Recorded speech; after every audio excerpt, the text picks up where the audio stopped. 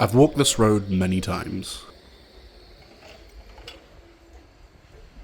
It's a relatively short way from my home, and every time I've wondered, how do I get to that bridge? That bridge has never directly been part of my route, so I've never known, but I've always wanted to know. I've always wanted to just see what things look like from that other perspective, see what I must look like from the other side. Going for long walks is a seasonal hobby for me. Sometimes something will just click in my brain and suddenly I find myself perfectly capable of spending hours just going somewhere only to come back. I even set myself the goal of walking a half marathon every birthday, and I walk a little bit more every year, and also get a KFC. This year, I'll be turning 27, so I'm going to walk 27 kilometers.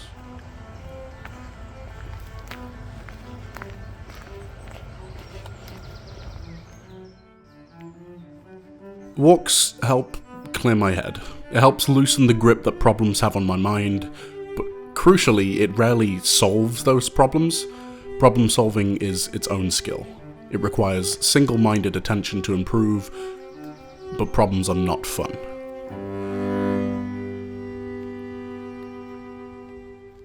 But games are.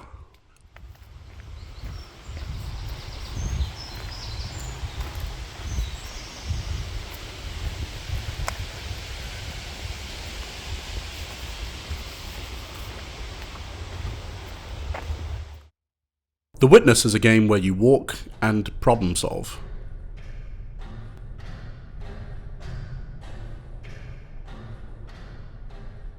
You find yourself in some kind of underground silo, you use the lit up panels on the wall to open the doors in front of you, and you find...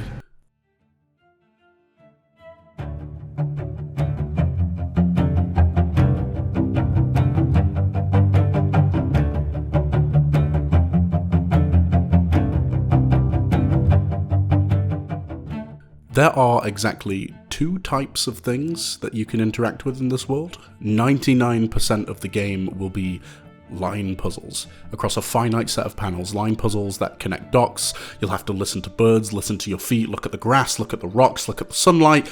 You will interact with line puzzles and audio logs? One nature, perfect and pervading, circulates in all natures. One reality, all-comprehensive, contains within itself all realities.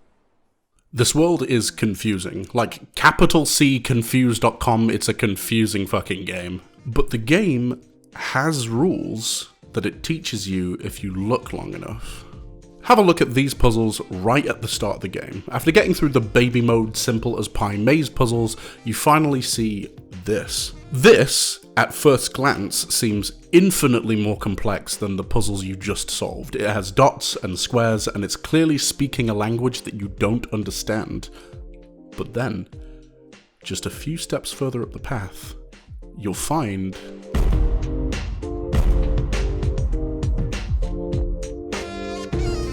more line puzzles.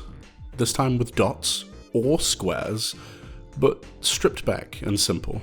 After doing some brute force attempts on these much more simple puzzles, the game will diegetically teach you that dots need to be covered by your line and squares need to be segregated into their respective colours. You have learnt some rules.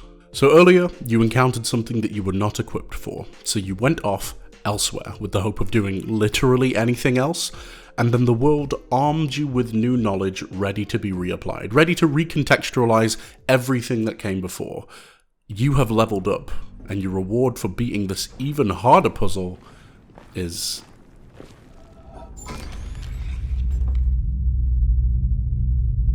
you could play for hours and hours and hours and hours and still never know.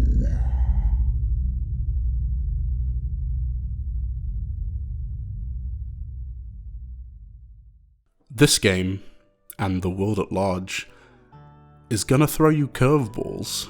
It will bestow upon you tiny tiny bits of information that you might not have any use for until literally 20 play sessions later.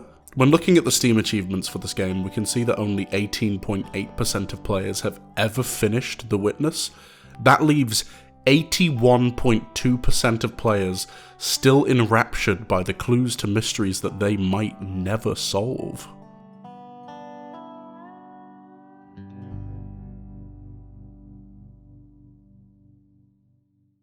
I recently attended my sister's wedding. Or more so than that, I officiated it. I performed the ceremony of marrying off my sister to my now brother-in-law. It was long, it was emotional, and it's hard to pick out a favourite moment, but there was something that really stuck with me. This wedding was an opportunity for me to see distant relatives who I literally haven't seen in as long as 22 years. Some people there last saw me at age 6, some at age 17.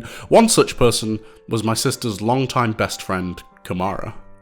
They are now 29 years old, I 26. But roughly 6 to 9 years ago, I overheard her talking to my sister about the kind of relationship she had been in and the kind of men she was spending time with. She now actually has a girlfriend. We love that kind of character development. But that's beside the point. All those years ago, she was talking about the casual nature of the relationship she was entertaining, and a much more younger, much more ignorant and opinionated version of me piped up and said, "Kamara, why would you have sex with men that you're not in love with? I couldn't imagine being that close with people who I don't love." Flash forward years later to the night before the wedding. I was ferrying some items between hotel rooms, and I enter my sister's room, and the bridesmaids are laughing and drinking, and they're all wearing matching lobster print pajamas. This was my first time seeing Kamara in 9-ish years, and after dropping off the items that I was sent to deliver, I turn to her and I say, "The last question I remember asking you many, many years ago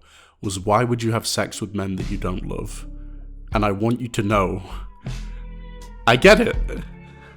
A wide smile crept across her face, and she knew that in the past 6 to 9 years, at least one good thing might have happened. And I think looking at how I found the answer to my question is really enlightening. 9 years ago, I was 5 stone lighter, more hair than sense, still a literal child. I wanted simple answers to complex questions, and so many things were black and white. Then 9 years happened.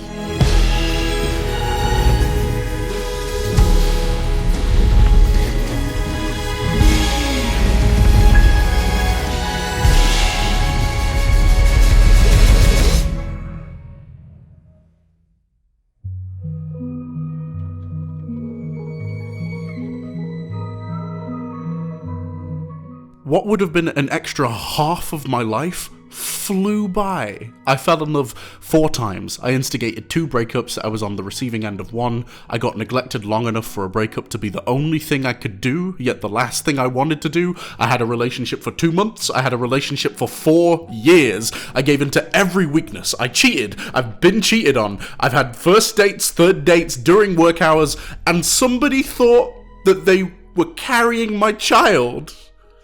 They weren't. They never were. And despite never wanting kids, the idea of getting to be a father to her kids made me so happy. 9 years blew by. 9 years figuring out monogamy, polyamory, and just fucking friends. There is not a thing Kamara could have told me 9 years ago that would have done it justice. I mean, I'm 6 years older than she was when she was answering the question in the first place. 9 years, and now I feel so anxious that I have become the kind of man that Kamara would have been talking about. That I'd like him but I couldn't love him. I'm scared that I will be a misunderstood subject matter in discussions about what was and not what is.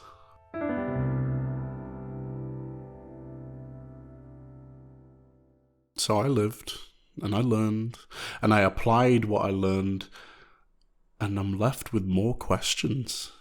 Half the battle is with yourself. I, set the rules. You have to be loved or you are worthless. No one is currently in a relationship with you. This is proof that you are unlovable, you are unlovable, you are worthless. Baba Is You is the name of a puzzle game that's all about rules. In Baba Is You, you are Baba until you're not. Baba Is You is a grid movement top-down pixel puzzle game in which you must win. What this may look like practically is that in many of the early levels of Baba Is You, you have to physically move you, who is most commonly Baba, this white sheep thing, you have to move them to a winning flag, so long as flag is win. But that's the thing though. So often, what you is, or what the win is, will depend on actions you undertake during the puzzle. To solve many puzzles in the game, you must redefine the level's assumptions. Baba is you, but to win, they might not be. For example, in the 6th level, Off Limits, it may appear as though Baba has no access to the winning flag, they are blocked off. But what if instead you were Baba? You were the wall itself? If wall is you, then you can simply move the whole wall into the flag to complete the level. This type of outside-the-box thinking is a requirement of many levels in the game. To win this game, you have to be ready to position yourself as a different player entity, or even redefine the win condition entirely. Redefining your assumptions is something we do all the time. Humans are ideally not static. They are transient, always rearming themselves with new conclusions when presented with new data. I suppose if we were entirely logical creatures processing data like machines, but sometimes our assumptions become sticky and we require a little push to jumpstart the process of coming to new conclusions. A concerned best friend of mine dropped me the following message recently. I laughed it off at the time because, when taken out of context, this message is pretty funny. But sadly, it's in reference to a real issue that I'm having.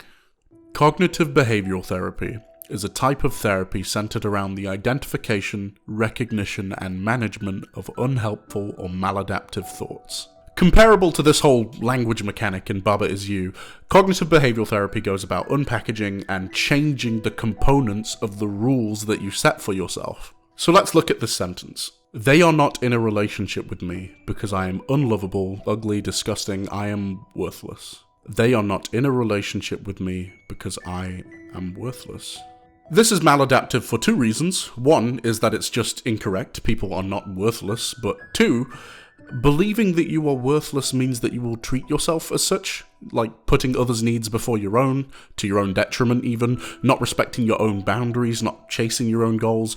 Not everything will apply in every case, but it is factual to say that what you believe will affect your actions. And the intervention of cognitive behavioral therapy will teach you how to switch out components of this sentence. Through experimentation, conversation, and habitual practice, when confronted with a thought that is harmful, you will be given the tools to swap out the components and come to brand new conclusions. I'm going to take away the video essayist bravado for a moment, and I'm just going to talk to you. I'm going to say this out loud, and we'll see how it goes.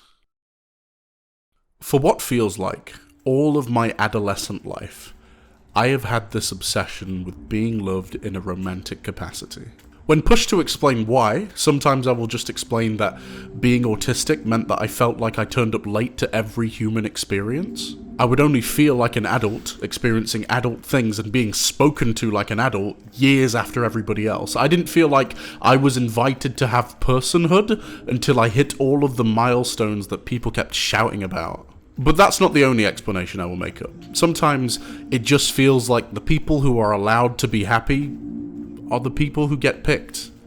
The people who have a chosen person have proof that they are worth loving and investing time into. And by the same merit, if nobody is doing that for you, then it's because you're not worth it.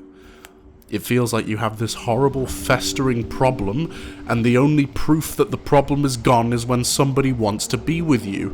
And I want so badly to feel like I'm not a problem, and I wake up, and I dress and feed a problem, and then I just pretend I'm okay. I just pretend. The reason why I'm illustrating that I have more than one explanation for this feeling is because I want to show that this whole thing hasn't been unpackaged yet. I want to advertise the value of therapy. I don't fully know where this feeling comes from. I am still participating in the unraveling of questions that I have not grasped the answers to. I wanted to talk about this because I think a lot of people are stuck in the same mindset as me, chewing the same fat, tripping over the same hurdle, they're waiting for someone else to validate the space they take up in the world. They want to be given permission to feel okay. They want someone else to solve the puzzle for them. I told a lie earlier. I said that in The Witness there are two things that you can interact with: puzzle panels and audio logs. That you could go out into the world and every puzzle would be predictably contained within the corners of whatever geometry was crafted to present it to you. People often think of problem solving in very direct and mechanical terms. Am I good at Sudoku or spatial reasoning? Can I solve a Rubik's Cube? Can I answer riddles? The Witness will ask you those kinds of questions time and again. But the most interesting question that The Witness will ask you is,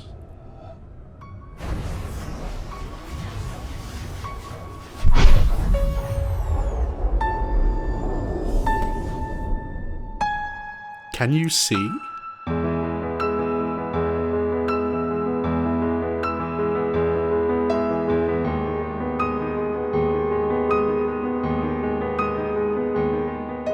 Do you have the perspective? Do you have the capacity to bear witness to what is under the surface? Life is the puzzle, and if you're going to solve it, it will demand of you to change perspective once in a while. If you believe that you are worthless and that you don't deserve time or energy or investment, if you wake up and you see a problem in the mirror, if you live with this as your truth, and living like that has never yielded you a solution, then there is a flaw in what you hold to be true. It is time for something new. A new strategy, a new outlook, a new perspective. You need to think outside of the box you've been keeping yourself in. It is okay to not have all the answers. Lord knows I don't. But recently, I chose to think differently. I started saying to myself that I deserve better. And then every good decision became that little bit easier. Hard work became self-motivating and bad thoughts got quieter. There's a type of puzzle that I recently got my mum hooked on. It's called a nonogram, or some of you might know it as a P-cross or pi-cross. They are grid puzzles that use deductive reasoning to figure out where on a grid you need to mark and where on a grid you need to avoid. And a really exciting part of these puzzles is that figuring out one part of it helps you figure out the rest. You get this cascading feeling where like bits will click into place. You'll solve a line and that gives you the clue for the next line and the next line and the next line. And when you unlock part of the puzzle, you unlock the rest of the puzzle. I started treating myself a little bit better. I started being more forgiving and I started saying out loud that I'm worth the effort. And it feels like I've figured out the first line. It feels like I've completed a face. I'm gonna get this out of the way now. I've had a horrible hay fever allergic reaction, which is why my voice sounds like this. And I'm only recording this right at the end of editing the entire video. But as per usual, I wanted to thank everybody who took the time to watch this video. I want to thank the patrons who are supporting as they do, but especially with the subject matter of this video, there are some specific people I would like to thank by name. I've got an eBay notification going off. I want to thank Sam O'Neill, Karen Toussaint Bowden, Laura and Tyler Smith, and all of my friends and loved ones who give me reasons to believe that I am worth the time and effort. So as you can see here, I did actually end up walking to the bridge from the start of the video. This is what things look like from another perspective.